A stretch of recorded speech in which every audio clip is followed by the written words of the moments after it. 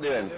Working on a batch of pink and white cinnamon hearts, and we're going to be using a 150-year-old machine to make these.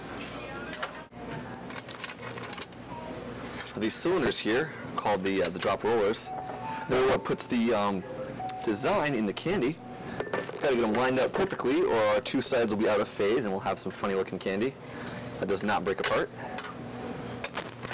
There we go. These things are solid brass, so needless to say, they don't make them like this anymore. In fact, they don't make them at all anymore. This machine was cutting-edge technology of its time, though. In fact, these things sold for about $500, which was not an insignificant amount of money in the 1800s. Little gates are in. Wonderful.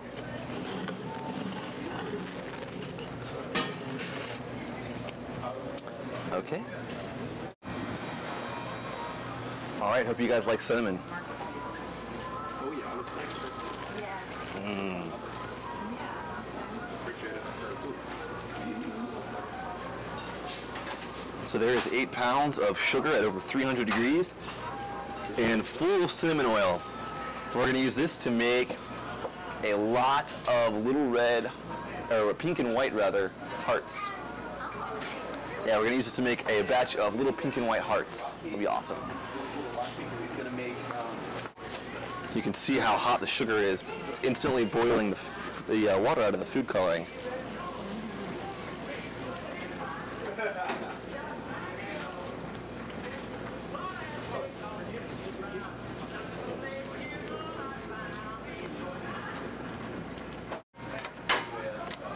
You can see here my sugar's been cooling down nicely. This table is also quite an old piece of equipment. It's about 130 years old, and it's a cooling table. It's not cool to the touch, but it's a big heat sink. Absorbs energy from the candy. All right. We'll separate our pink from our white here. You can see here the difference in texture. The stuff that was really, really hot is just pouring down there. The parts that I'm holding with the scissors, they're actually touchable, and they're what was directly contacting the table. So, all right, so it's time to turn this amber color right here into a nice bright white. And to do that, I'll just start folding it over itself here. And after just a few pulls, you can see it's starting to take on kind of a sheen, kind of a shininess to it. And it's also getting a little bit more opaque. You can't really see through it quite as easily. Now what's happening here is with each pull, I'm folding in thousands of tiny air bubbles into the sugar.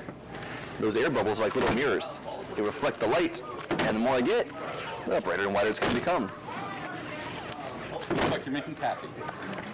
It looks like it. The difference between hard candy and taffy, though, is just the temperature. Ingredients are the same. So this is, I'd be doing the same thing if I was doing taffy. It would just be about 30 or 40 degrees cooler.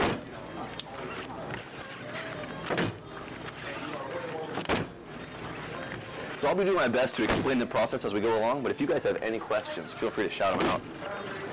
Could you go through the different types of different temperatures? Oh yeah, so almost all candy is made mostly of sugar, so it makes it candy. But what determines what kind of candy the sugar is going to make is the temperature of the sugar. So usually when you're making candy, you put a little bit of water and a lot of sugar in a pot, and you turn it on and you heat it up. And the hotter it goes, the less water there is in the candy, until you get to the point where there's 0 water in the candy. Then you keep getting hotter, the sugar burns. So you guys probably know what water does to candy, right?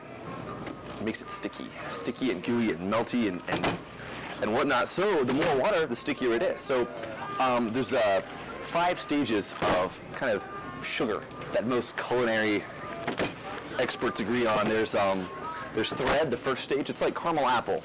And the reason why they came up with this is because before they had good thermometers, they would drop a little bit of sugar into a bucket of water and to see if it was ready. So if it turns into a thread when you drop it in a bucket of water, it's going to make a kind of a caramelly, thick, kind of like caramel apple dip there. If you heat it up a little bit hotter, you get soft ball, and that's what it makes, and you get kind of a doughy, soft, chewy thing. A little bit hotter, and you get hard ball, and that's what most taffy is. In that area, a little bit hotter, and you get soft crack.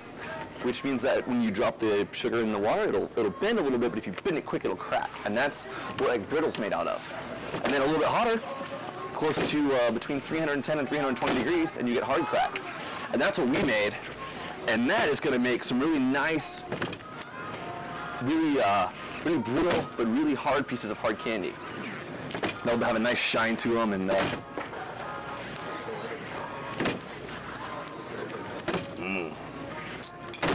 so you guys can see how much this thing has changed as I've been stretching it here. It's kind of mesmerizing. Sometimes I hypnotize myself. It's okay, because I just convince myself to make more candy. It works out.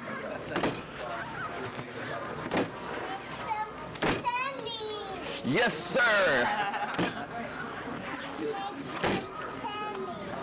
Sounds like a plan, man.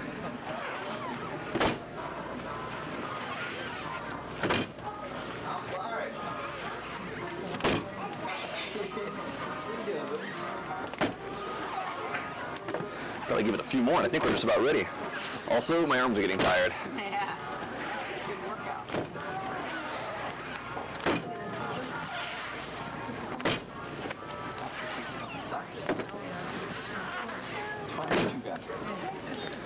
All right, that's ready. Now, the nice thing about using the drop roller is the sugar is pretty much done being manipulated by hand. Gorgeous. All right. Okay, and we're ready to put it in.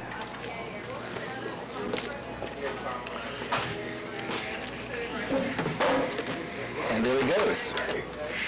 But it's going to take about 2 minutes to cool down, and once it does, it'll be brittle. And then I'll show you why they call them drop candies.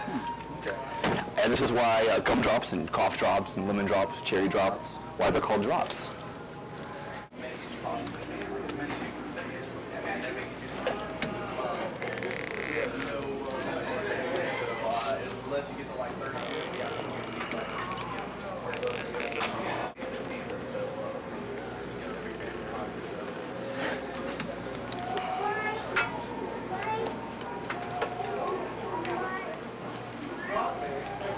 One of the cool things I've realized is if the candy gets cool, you don't have to go fast. The speed is fine.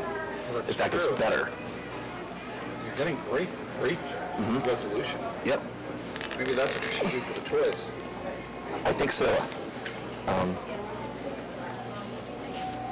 you also have to know that when it's done.